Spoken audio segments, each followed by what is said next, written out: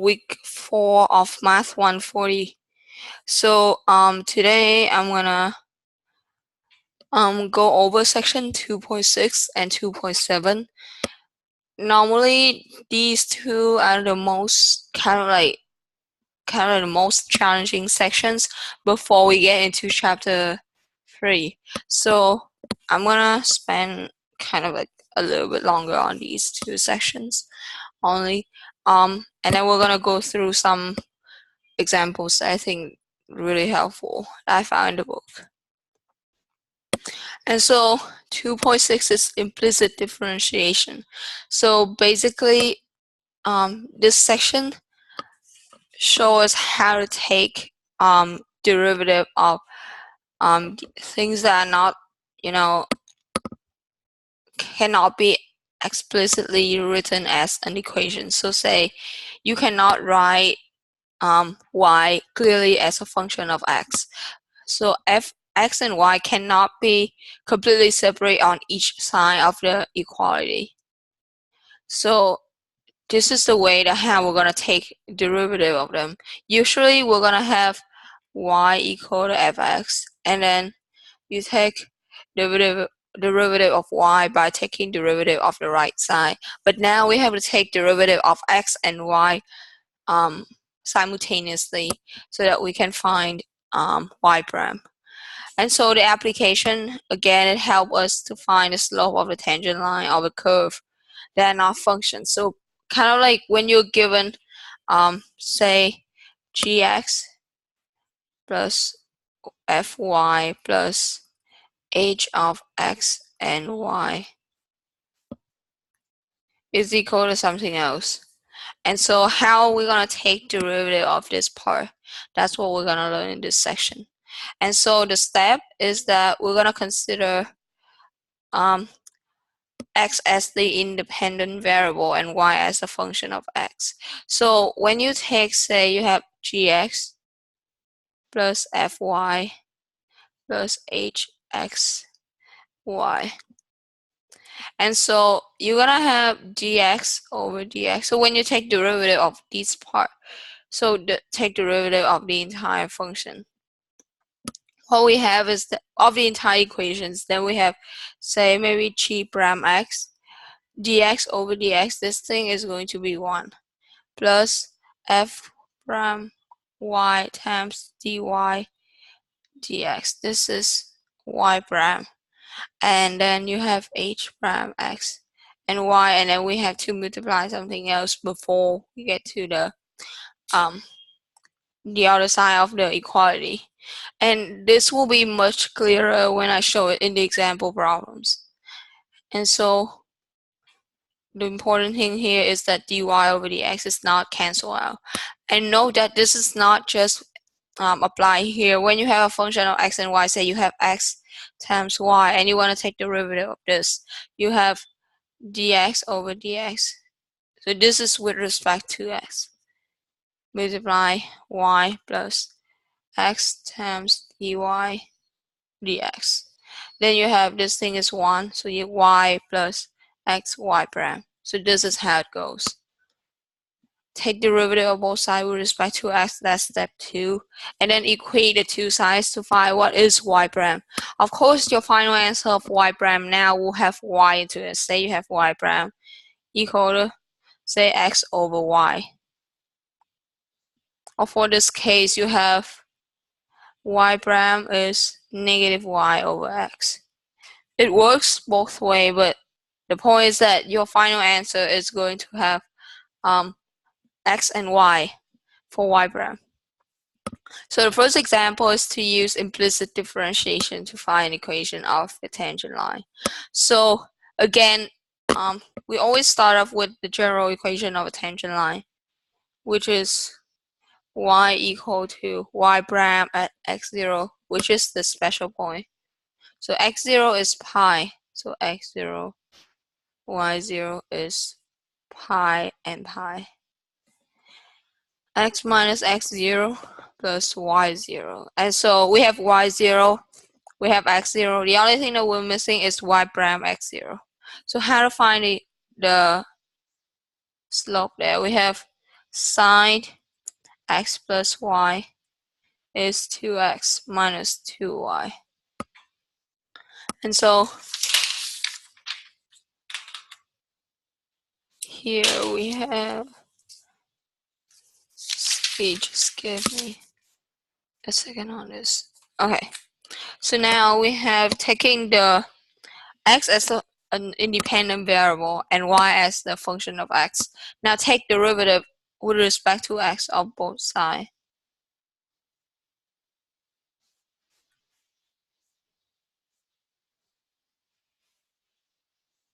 What we have is that, so first thing is by chain rule, we have by derivative of psi is going to be cosine x plus y. Now we have chain rule, so x plus y.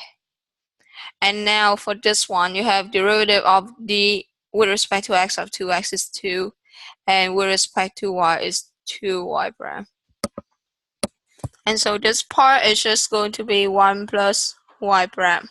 So you have cosine of x plus y multiply 1 plus y prime is equal to minus 2y prime. And so the next step is just doing algebra, where you're trying to put y prime on one side and anything without y prime on the other side. So I'm going to distribute this part in. So you have cosine x plus y plus cosine y prime x cosine x plus y is equal to 2 minus 2y prime. And so what we have now is that y prime cosine x plus y plus 2 is equal to 2 minus cosine x plus y.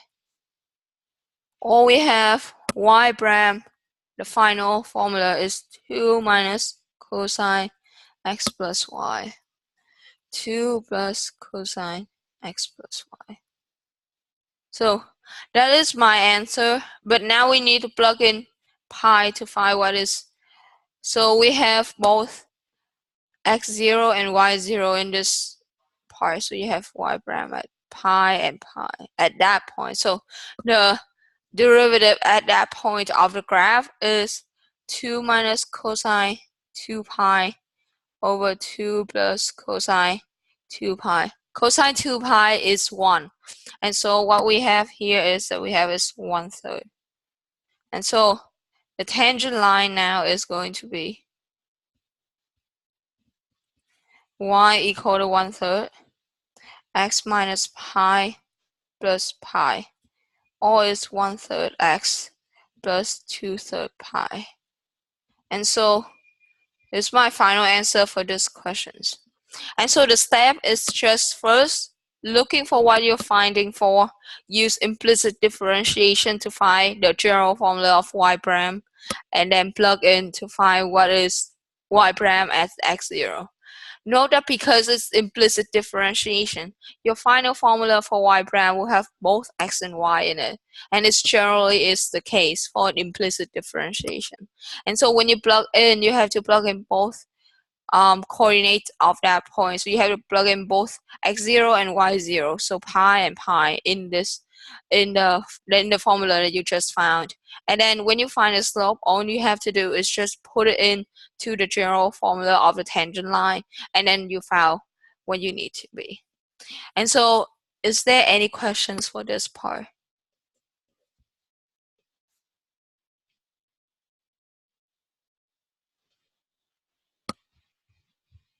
Okay, so I will assume that you guys understand what I'm talking about.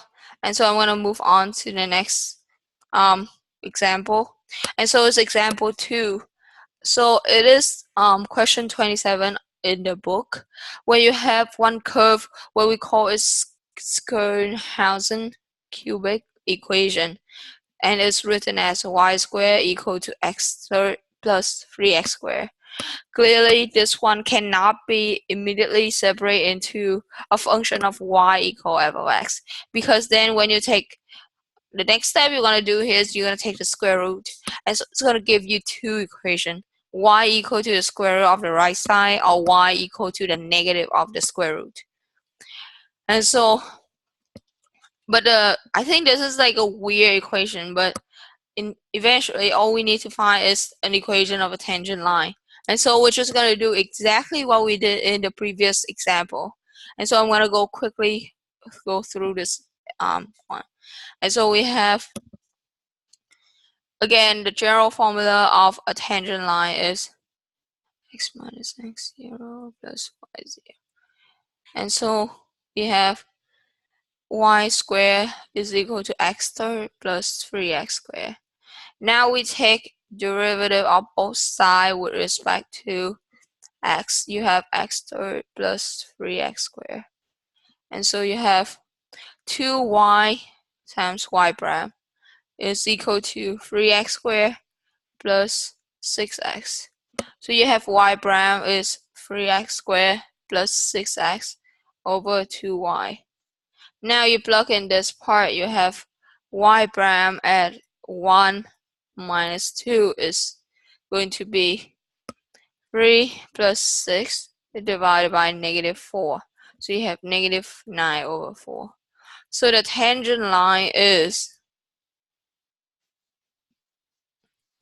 y equal to negative 9 over 4, x plus 1, x minus 1 actually, x minus 1 plus minus 2. And so what we have is negative 9 over 4x plus 9 over 4 minus 2, and so it's going to be plus 1 over 4. So that is the equation of a tangent line, and also my final answer for part A of this questions. And so it's very similar to the previous questions in the sense that the step is exactly the same. It's just that the implicit differentiation here doesn't have the trig function into it. Instead, it had only polynomial. And so it's way easier than the previous example. Now B, at what points does this curve has horizontal tangent? And so similar to what we did last week, the horizontal tangent mean that the slope of a tangent y prime is 0. Then it goes to the denominator. So the denominator is different than 0 because the y prime now is, so y prime is 3x squared plus 6x over 2y. And so your denominator has to be defined because your y prime is defined and equal to 0. So it's equal to an exact number. It's not undefined. It's not like the denominator is 0. And so we need 2y different than 0. 3x squared plus 6x equal to 0. And so by doing that and we solve for that, we have y is different than 0, but x is equal to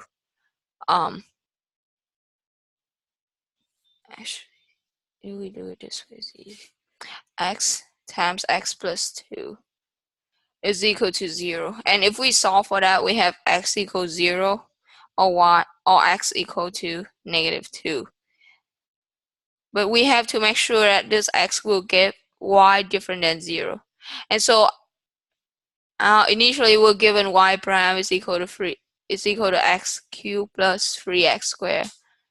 And so when your x equal to 0, y equal to 0, but when your x is equal to negative 2, your y square is equal to negative 8 plus 12 of equal to 4. And because your y have to be different than 0, we ignore this part and we only take this part. So you have two answers. Either x equal to negative 2, y equal to 2, or x equal to negative 2, y equal to negative 2. Because you have y squared equal to 4. So essentially you can have two possible answers of x and y. So we concluded that at negative 2 and 2 and negative 2, negative 2 tangents are horizontal. And to verify what we just did, I already graphed the function. And so this is the function called the Skirnhausen cubic equation. That's the red line. And then we have the tangent line at the point given. So this is 1 minus 2. So this is part A of the questions. And then after that, we have the two horizontal tangents. So this is the first horizontal tangent. It is at -2 and 2. And this is the second point where we have the horizontal tangents, -2, -2. And so clearly, if we be careful in every single step, especially when we go from here to here, usually my student miss the part that you need y different than 0. They just set the numerator to be equal to 0 and they solve for x. But they forgot the fact that we need the denominator to be defined as well, so that your fraction, because y prime is essentially just a fraction of x and y, is 3x squared plus 6x over 2y. It has to be defined and equal to a number. And so the first thing you're going to write down when it is equal to a number, instead of being infinite to like positive or negative infinity, is that you have to write the denominator different than 0. That is kind of like your control condition, so that you can decide to take or ignore that solution. So say in this case you ignore x equals 0, y equals 0. And so that's example 2. If you don't have any more questions for this, I'm going to go to 2.7. And so 2.7 is mainly about applications of derivative. So I don't think there's anything new in these sections. It's just introduce these concept of derivative and implicit differentiation and their application.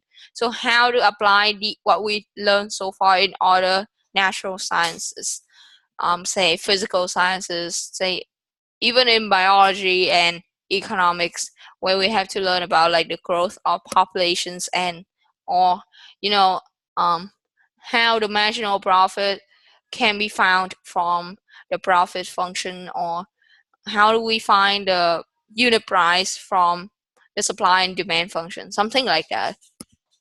And so we have average rate. So I would say the general meaning of derivative is that it is the instantaneous rate of change. So when we have average rate of change, so say you have t, the most clear, the clearness, I would say the most clear example is that when you have t equal to a, you have velocity equal to something else, v1, and then you have t equal to b, you have v2. And basically, usually you're gonna be asked for what is the average velocity in this interval from a to b. And so the average rate of change is that you're gonna take v2 minus v1 divided by b minus a. So the average velocity in that time interval. However, when you take derivative, the meaning is that it's the instantaneous rate of change of y with respect to x. In other words, is this because that when you take, instead of delta y over delta x, with delta x can be any value. Here you take limit of delta x approaching 0. So the difference in the interval is very, very small. So it's called the instantaneous rate of change. So I would say one of the biggest type of problem given in this sections is that when you apply it in physics and kinematics, so when you're gonna be given s of t as the position function, or you might be asked to find that one.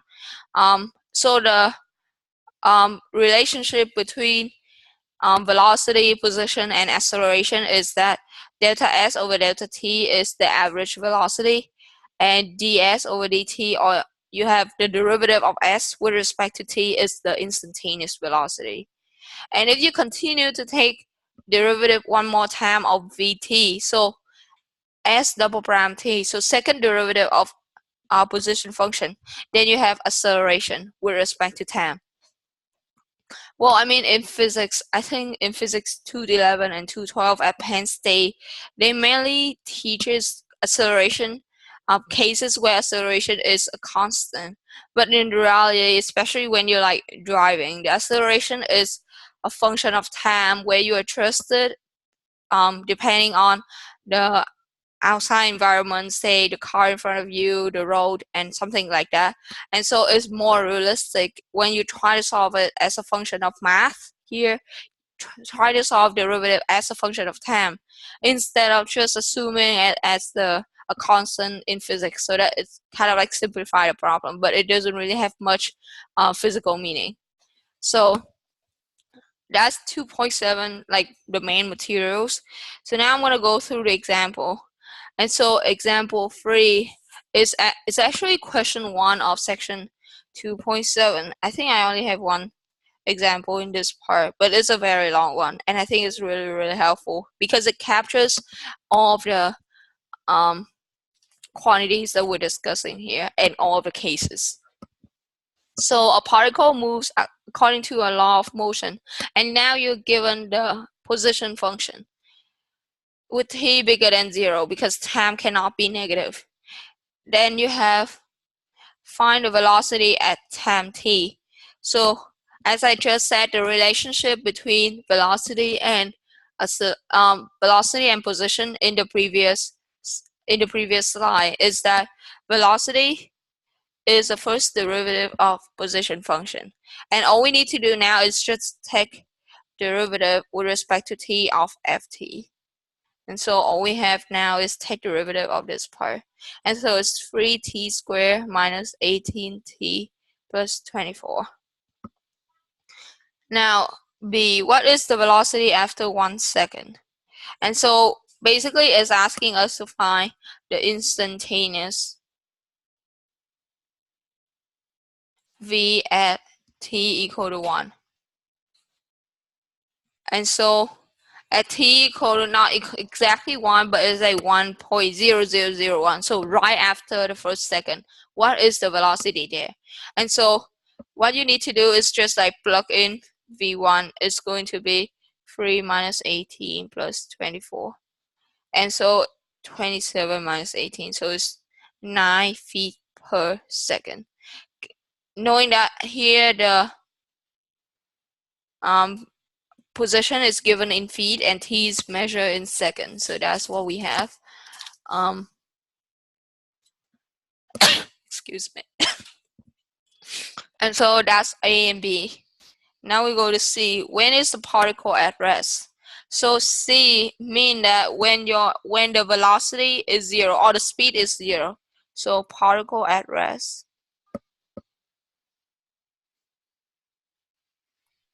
V equals 0. So now you have to solve for what t when you have 3t squared minus 18t plus 24 equal to 0, and you solve for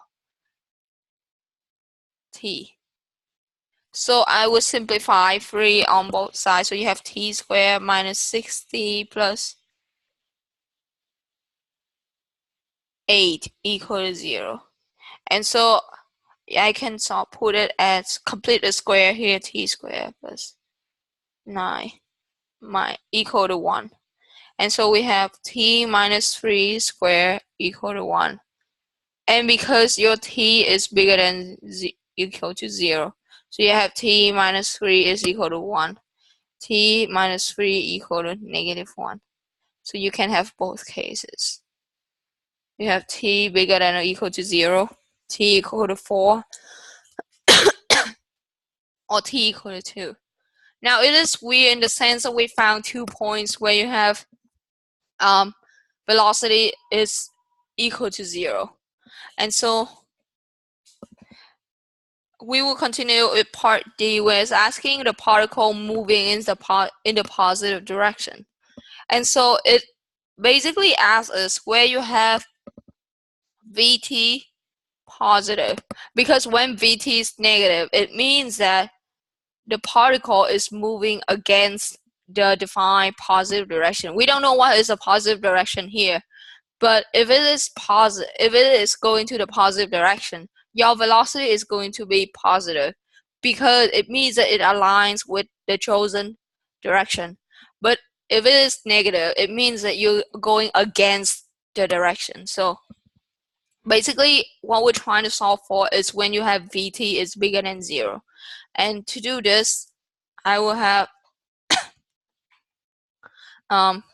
t, and then you have 2, 4, and then you have vt. So at t equal to 2 and 4, vt is 0.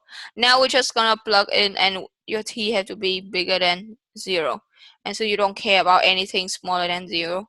So when you plug in a value here in one, let's say 1, 3, and 5, what we're gonna find is that this part is positive, negative, and positive. And so we have vt is positive when t is between 0 and 2, or t is bigger than 4.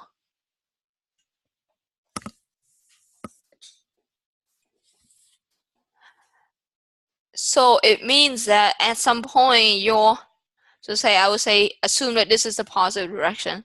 At some point, so from 0, so your particle will be moving at positive direction, then it goes back, and then it go back up to the positive direction forever. And so when we go to E, part E is find the total distance traveled during the first 6 seconds.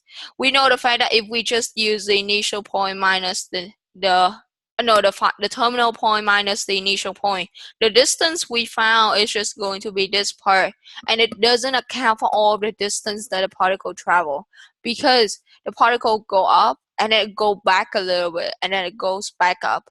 It means that the distance travel is much greater than what we take when we just take the terminal point minus the initial point. And so what we find here for part E is that, so from t from 0 to 2, we have the distance is s of 2 minus s of 0. So what I do to find the distance is that I'll find this distance, and then this distance. So this is t equal to 6, and then this one is t equal to 0, and then I just add them together, and so you have s of 2 minus s of 0. So I take the absolute value instead of, because I only care about the distance, I don't care about the direction. So all I care is the magnitude of the position, of the difference in the position. So the position when it goes from here to here, when you take the difference, it's going to be negative. But I only care about is absolute value, meaning the magnitude of this part. And so I will take the absolute value of that. And all I find is that, so from 0 to 2, t equal 2, it's going positive. And so it's going to be 20 minus 0 equal to 20 feet. Doing the same thing, t from 2 to 4. So 2 to 4 is here. So this is t equal to 4. So you have d2 is going to be absolute value of s of 4 minus absolute value of s of 2. And if you found that, it's going to be 16 minus 20. And this is expected because now you're going from positive point to negative point. And so the position here have to be more positive than the position here, bigger than that. And so it's going to be 4 feet. Finally, when you have t from 4 to 6, then you have d3 is s6 minus s4. And then it is going to be 36 minus 16. When you want to keep absolute value, that's fine. And so it's again is 20 feet. So the total distance traveled is going to be 44 feet. And so if you just take s of 6 minus s of 0, you can clearly see the fact that you only have 36 minus 6, which is 36 feet, which is much less, 8 feet less than what we actually found. If we know the fact that the particle is moving in the positive, then negative, and then positive again direction. Now F is draw a diagram to illustrate the motion of the particle, and this is my diagram. if you, oh, we'll go back. So this is my diagram. Or if you want to start again, it will be easier to write this way. So at t equals 0, you go up to t equal 2. And then you come back for 4 feet, t equal 4. And now you go back up until t equals 6. So that is the diagram showing the fact that your particle is not moving in just one direction. It's changed direction twice. So first it goes to positive, then it changed to negative, and then at a moment in time it changed back to positive. So that is my final answer for the total distance traveled is 44 feet, and this is the diagram that illustrates the motion of the particle. Finally, in this part, we have G. Find the acceleration at time t and after 1 second. Again, this is all about taking derivative. Because we have the velocity function of the particle as we found is 3t squared minus 18t plus 24. And the relationship between the acceleration and velocity is that acceleration is velocity, it's the derivative of velocity. And so all we need to do is just take derivative with respect to t of vt. And so we have 6t minus 18. And then if we want to find 8 of 1, we have it's going to be negative 12 feet per second square. Now note the units here and the signs of the acceleration. So here we have, when you have at t equal to 1, your acceleration is negative, but your velocity, as we found, I think in part A of the questions, is positive. So it is 6 feet per second. It means that at this point, your particle is slowing down because your velocity is going this way, but your acceleration is going this way. So your velocity is going to decrease in magnitude until a point that it is 0. So it's going smaller, smaller, smaller, and until it's going to 0. And then it changed the direction. And so this is how you see when you come from 0 to 2, t equals 0 to t equal to 2. The particle goes to here until there, and then it changed direction. So it doesn't mean that the velocity immediately go from a positive number to a negative number, but it is slowing down gradually until the velocity here is 0. So maybe here velocity is at t equal 1, and then this is velocity at t equal to 2, and then from when t bigger than 2. So when it goes from here to here, the velocity is getting more, it's decreasing until a point that it becomes 0, and then it goes negative. So this is how it works. And so when you have so this is kind of like give you an intuition about knowing where the particle is slowing down and speeding up. So when you have velocity is positive, acceleration is positive. Or when you have velocity is negative and acceleration also negative. So when you have this one is positive, both of them have the same sign. It means that, say, your velocity is here, acceleration is here. So your velocity is just gonna increase in magnitude. It's going to be bigger and bigger. And so it means that it's increasing in the speed.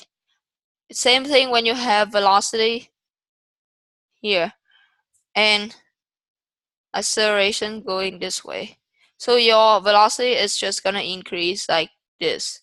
So it is speeding up, but this one is in negative direction and this one is in positive direction. So in a nutshell, you have when you have velocity and acceleration in opposite direction, the particle is slowing down.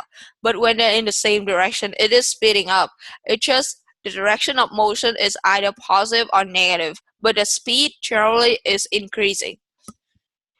And so the last two questions of this section is H and I. So it's asking us to graph the position, velocity, acceleration from 0 to 6 seconds. And so what I did is that I just go to decimals and put in these three equations of ST, VT, and AT, and we saw this graph. Now it's asking us in I is that from the graph, identify where the particle is speeding up and slowing down. And so from what I just said in G, where you have VT and AT having opposite directions, so their product have to be negative because they're always going to be a positive and a negative number. Then you have this one is slowing down.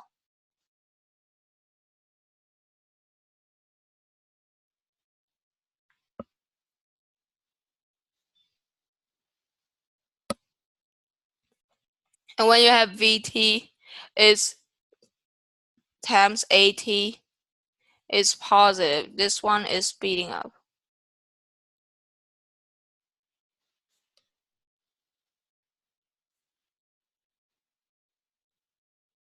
And so when you look at the graph here, VT is red and AT is green. So clearly we can see that when you go from 0 to 2, VT is positive and AT is negative. So it is slowing down because they have opposite sign. And then when we go from 2 to 3, both of them are negative. 3 to 4, so from 3 to 4, acceleration is positive and velocity is negative. And so from 2 to 3, it is speeding up. From 3 to 4 seconds, it is slowing down again because now they're in opposite direction. And from 4 to 6, both of them are positive. So 4 to 6 seconds, it is speeding up again. So you have three parts in this case. This part, this part, this part, and then this part. So just by looking at the signs of these three functions on the graph, we can identify where it's slowing down and speeding up without doing so much algebra. And so if you don't have any more questions about this section or this example, I would highly recommend trying all of the suggested problems in these two sections and 2.6.8. So this part in the book. So section exercise 8 of section 2.6 in the book. And so thank you for coming here, and I'll see you guys next week. Bye.